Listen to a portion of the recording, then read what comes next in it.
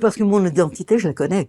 Josiane Sbero, née en Tunisie, dans le sud de Tunisie, en plus dans le sud de Tunisie, d'un grand-père kabbaliste, qui est vécu comme une femme socialiste convaincue, de gauche, et qui a réellement réussi à vivre cette identité de gauche au sein de son judaïsme, au sein de sa judéité, mais qui en plus a un appétit de vivre extraordinaire pour la justice. Bonjour et bienvenue dans un nouvel épisode de À ton âge. Je m'appelle Elsa Benaroche, j'ai 19 ans et j'ai le plaisir d'échanger avec Josiane Sbero, une militante de 84 ans, issue du mouvement de jeunesse Hashomer Hatzair. Josiane, remarquable et impressionnante, est une femme débordante d'énergie. Elle a notamment, parmi tant d'autres projets, milité toute sa vie afin de diffuser un judaïsme humaniste, accessible à tous.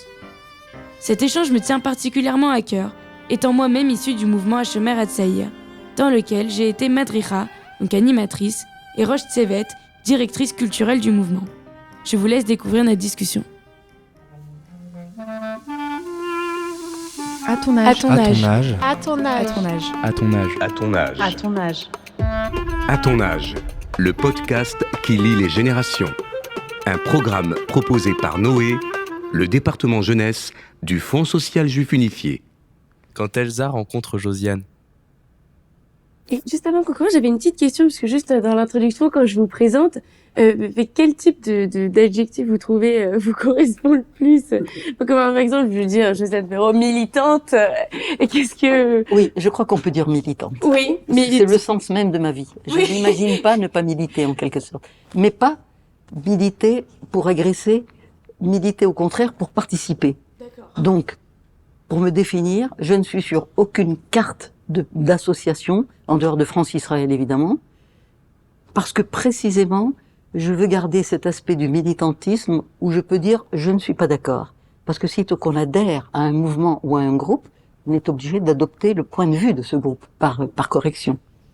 Et du coup, par exemple, vous revendiquez militante sioniste ou pas... Enfin, oui, dans l'ambassade- vos actions, mais pas en À tant l'ambassade qu'étiquette. d'Israël, il m'appelle la pierre angulaire de l'ambassade depuis 50 ans. C'est ma maison.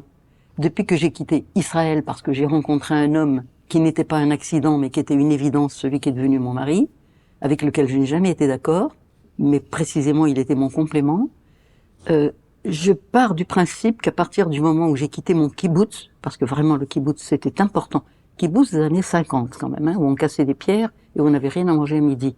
C'était une expérience exceptionnelle. Je suis partie du principe fondamental que chaque seconde où je ne suis pas en Israël, cette seconde de ma vie appartient à Israël, quel que soit le domaine. Par contre, je ne me permettrai jamais, moi qui n'ai pas donné mes enfants au service militaire, d'intervenir sur la politique intérieure du pays, mais aider le pays à l'extérieur en soutenant un peu les idées maîtresses du pays, les idées fondamentales, les lois fondamentales du pays, c'est très important. D'accord. Bah alors, donc militant, c'est parfait pour vous décrire. Alors il y a mon deuxième militantisme.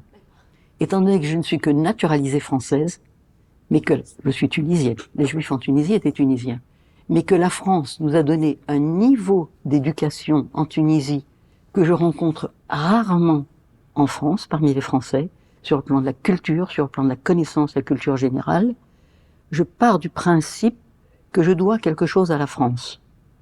En dehors de mon respect des lois de la République, je dois donner quelque chose à la France, pour lui dire merci d'une certaine façon. Et j'ai trouvé le moyen. Ce moyen, je l'ai trouvé parce que j'enseignais la philosophie. En 74, quand Giscard d'Estaing a décidé le regroupement familial, 30% d'enfants migrants que l'on appelait primo-arrivants non francophones. Ces enfants, j'ai décidé d'y consacrer toute ma vie d'enseignante.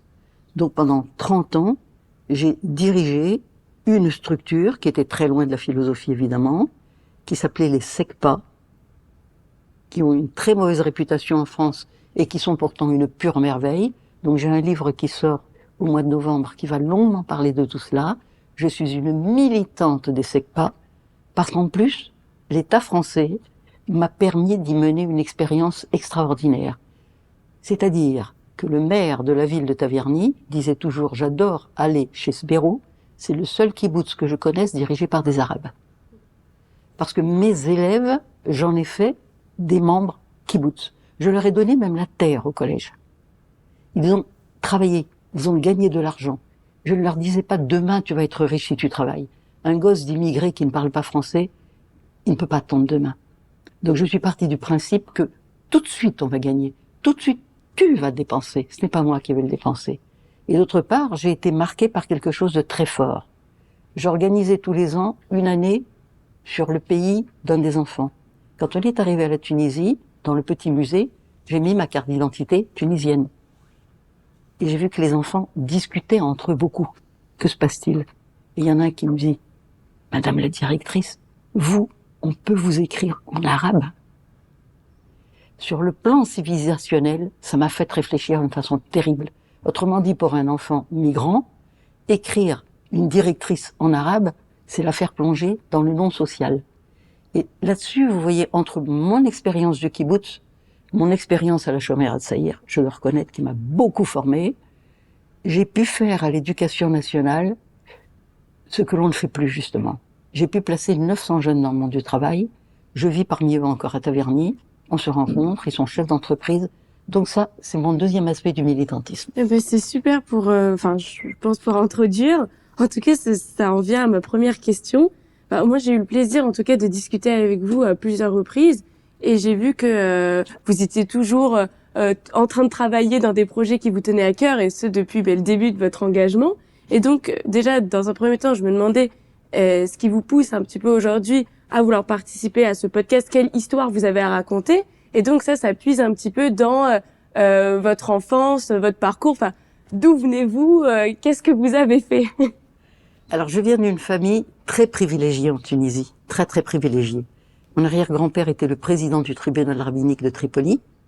Il est le fameux rabbin qui a béni le mariage du fils du roi Victor Emmanuel. Il était un ami personnel du pape Pie XI, qui, on oublie souvent, a été assassiné par les fascistes. J'ai eu la chance d'avoir non pas une connaissance du judaïsme, mais une compréhension du judaïsme. C'est-à-dire que le moindre geste du judaïsme s'explique. Il n'y a pas d'interdiction dans le judaïsme, il n'y a aucune interdiction. Il y a simplement des compréhensions pourquoi je le fais. Donc j'ai eu cette chance d'avoir cette connaissance un peu kabbalistique qui m'a amené vers une ouverture d'esprit avec le judaïsme qui n'a jamais été en contradiction avec la Shomer qui était totalement, se disant laïque. La laïcité, ce n'est pas la négation du fait religieux.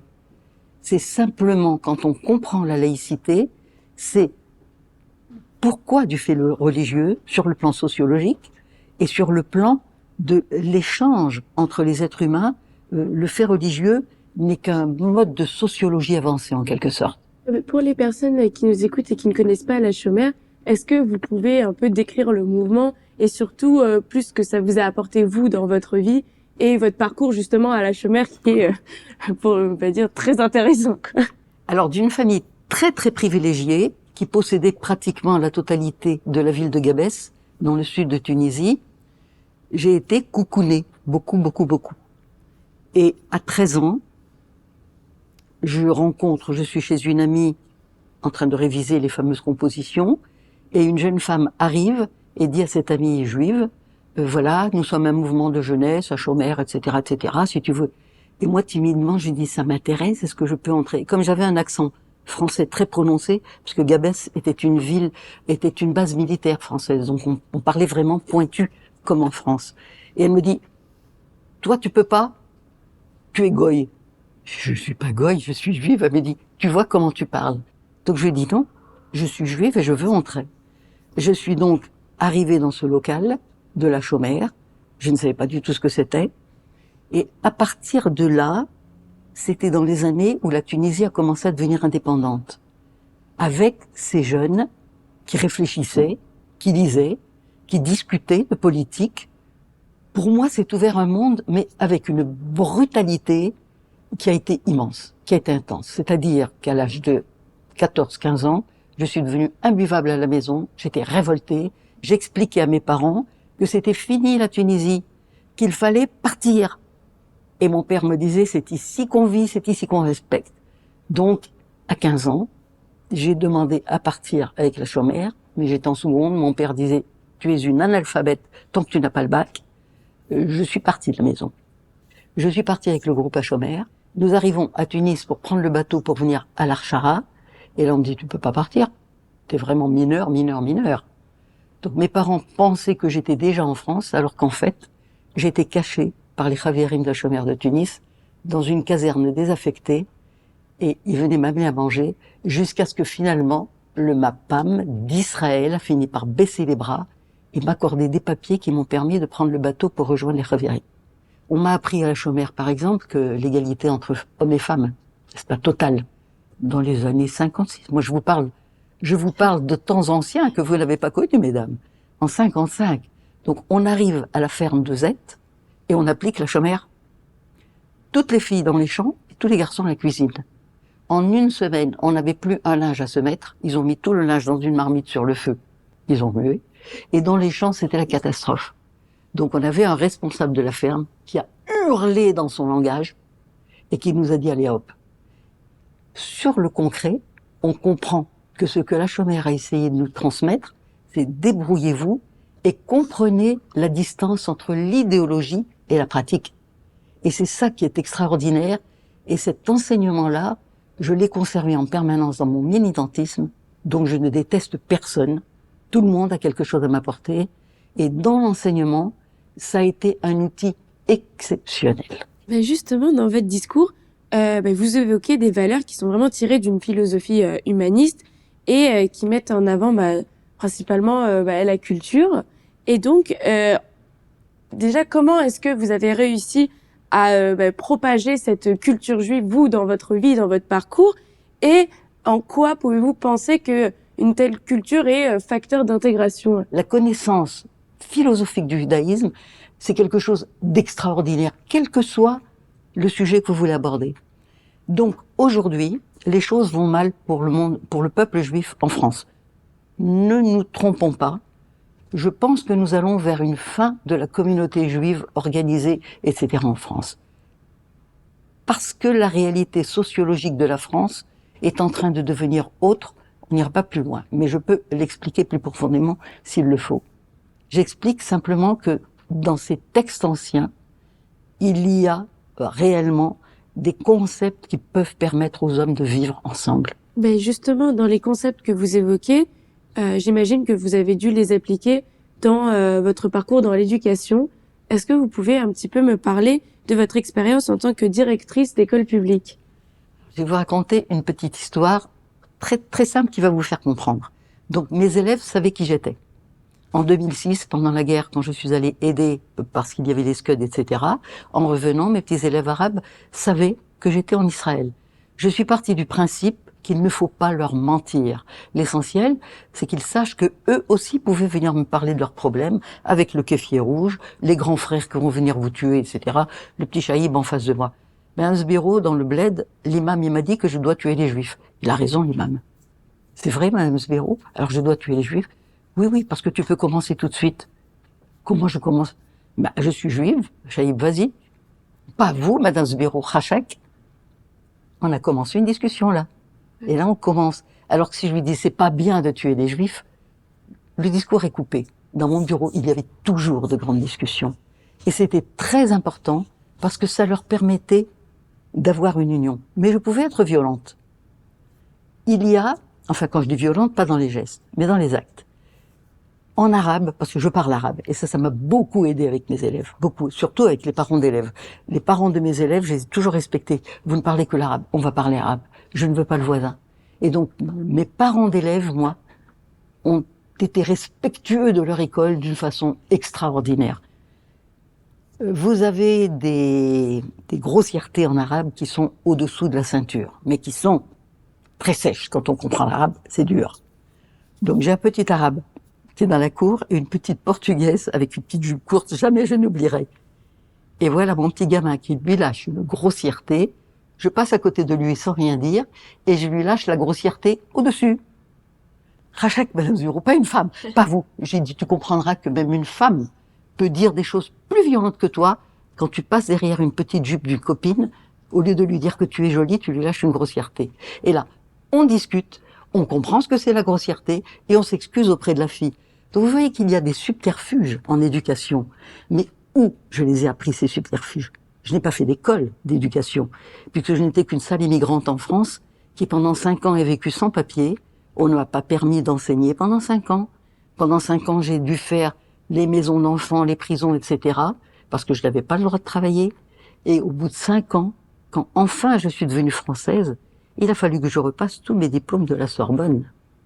Donc mes petits Arabes immigrés, quand ils me disaient « je connais, sans papier, je sais, aller à Versailles par le train pour essayer d'avoir le papier où le patron dit « tu as bien travaillé, tu as le droit de rester ». Je connais. Je travaillais et je suis directrice aujourd'hui. Les anecdotes très intéressantes que vous racontez, les discussions qui se passent dans votre bureau, j'ai l'impression que il y avait un peu une forme d'antisémitisme parfois au sein de l'école publique, et j'aimerais un peu connaître votre point de vue sur l'antisémitisme en général, et savoir si vous considérez que l'école publique est adaptée aux jeunes qui sont religieux, si oui, comment, ou sinon qu'est-ce qui est encore à améliorer. Et enfin, en tant que directrice, j'imagine que vous avez un certain avis qui est assez prononcé sur le sujet. Régulièrement, vous aviez des chefs d'établissement qui disaient aux parents « écoutez, je crois que je ne vais pas pouvoir le défendre, le mieux ce serait de le mettre dans une école ». Et là, nous avons commencé le circuit des écoles juives. Étant donné que c'est une des conférences que je fais justement, le statut des enfants juifs à l'éducation nationale, que j'ai fait au moins 40 fois à travers la France, j'ai beaucoup d'articles de journaux évidemment que j'ai gardés.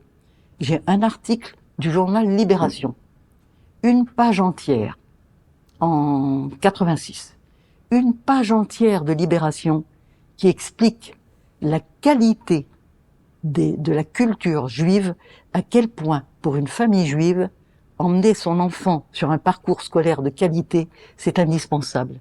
Mais une page entière de compliments.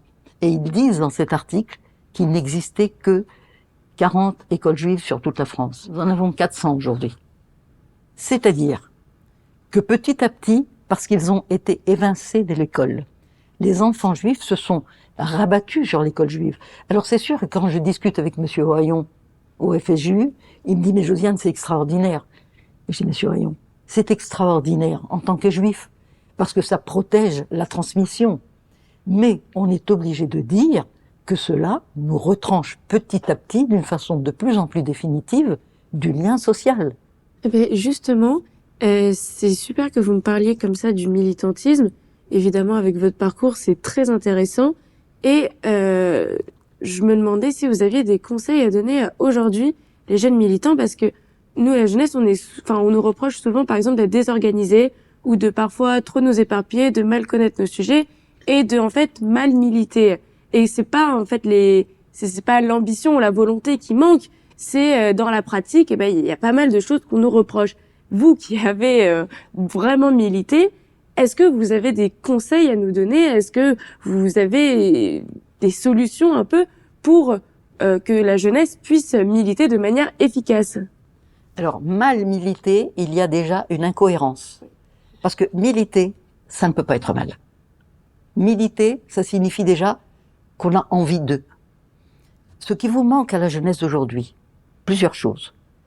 Vous êtes une jeunesse qui a été beaucoup trop protégée par les parents. Ce que je me suis permis de faire à 13 ans, 14 ans, 15 ans, dans une famille pourtant hyper protégée, c'est hallucinant. Hallucinant à quel point, parce que les parents ont peur pour vous aujourd'hui. Peur sur plusieurs plans. Ils ont peur, disons pas que vous êtes juif, vous êtes un enfant français. Ils ont peur par la violence sociologique qui monte en France à l'heure actuelle. Mais maintenant, en plus, vous êtes juif. Donc ils ont peur pour la surviolence qui vous menace. Maintenant, vous avez envie de militer. Mais militer, c'est très large. Militer, ça signifie prendre une cause. Y a-t-il des causes qui réunissent aujourd'hui en France? Et la famille. Mais la famille pense quoi aujourd'hui? La famille n'ose pas prendre position de peur, en développant des positions par rapport à l'enfant, que l'enfant ne développe ses positions à l'école. Donc vous voyez que tout est fait aujourd'hui pour vous mettre dans une espèce de chape de silence. Et à la chômère, si je pouvais vous le dire, c'est de ça qu'il faut s'échapper. Il faut s'échapper de ça, il faut se construire sa connaissance. C'est beaucoup de travail. Là, durant notre échange, on a beaucoup parlé de votre parcours, mais on a aussi parlé des enfants que vous avez accompagnés, de votre mouvement et de votre entourage, que ce soit familial ou social. Et on a donc évoqué beaucoup de vos facettes. Mais vous avez aussi prôné le fait que vous ne vous associez à aucune étiquette. Vous êtes libre et c'est vraiment un facteur qui vous définit. Vous, c'est votre liberté. Mais donc, pour terminer, moi, je m'intéresse vraiment à ce que vous pensez. Comment est-ce que vous arrivez à gérer toutes ces origines, toutes ces cultures, toutes ces étiquettes, enfin, que vous ne vous donnez pas, mais comment est-ce que vous arrivez à gérer vos identités, en fait? Parce que mon identité, je la connais. Josiane Sbero, née en Tunisie, dans le sud de Tunisie, en plus, dans le sud de Tunisie, d'un grand-père kabbaliste, qui est vécue comme une femme socialiste convaincue, de gauche, et qui a réellement réussi à vivre cette identité de gauche au sein de son judaïsme, au sein de sa judéité, mais qui en plus a un appétit de vivre extraordinaire pour la justice. C'est-à-dire que oui, si vous googlisez Josiane Sbero, il y a au moins 10 pages, mais il faut savoir où aller. Quand il y a eu, je reconnais, quand il y a eu la révolte des Touaregs, j'ai certains films de mon ami Touareg qui était à la tête de cette révolte. Bien sûr que j'étais à leur côté. Bien sûr que quand les Kabyles réclament l'indépendance, non pas du pays d'Algérie, ils demandent pas à être indépendants. Ils demandent d'avoir le droit de garder leur langue, de garder leur culte de laïcité complète. Ils refusent de s'assimiler à une religion. Eh bien sûr, je suis à leur côté, j'ai leur drapeau que je respecte. C'est-à-dire que la cause n'est pas la seule cause juive. Il y a la cause de l'être humain, mais je suis au sein de ces causes parce que ma judéité m'impose de l'être, m'impose de le faire, m'impose d'être à ses côtés. Je suis tellement fière de savoir que dans la paracha de Yétro, que c'est le grand Moïse qui est là, qui invite son beau-père. Mais attendez, qui est un prêtre Madian. Un prêtre Madian. Et c'est ce prêtre Madian qui va dire à notre grand Moïse, « Non mais tu as vu un peu comment tu fais? Tu fais tout seul. Combien de temps tu vas tenir? Réunis 70 personnes intelligentes autour de toi. Donne-leur des responsabilités. » Et on vient me dire que le judaïsme, t'as pas le droit le soir de Pâques d'avoir quelqu'un qui n'est pas juif à ta table. Mais ça suffit de ces salades. Le judaïsme a toujours été ouvert à l'autre.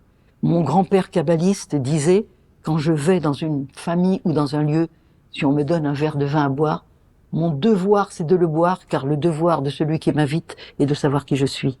Et il disait, les albin pnei adam, mitzvah gdola yoter, miacher lirtov et Torah. Blanchir, purifier le visage d'un être humain, le rendre beau, c'est une mitzvah beaucoup plus grande que d'écrire une Torah. C'est ça le judaïsme. Et ça, c'est mon fondement. Donc, quelle que soit la cause, si elle est juste, j'en suis. Merci énormément, Josiane Sbero, pour cet échange qui a été plus que passionnant, mais surtout inspirant. J'espère qu'on aura l'occasion de pouvoir en reparler ensemble.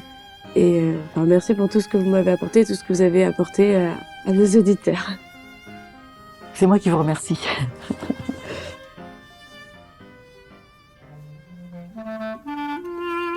À ton âge est un podcast du Fonds social juif unifié réalisé par Milim.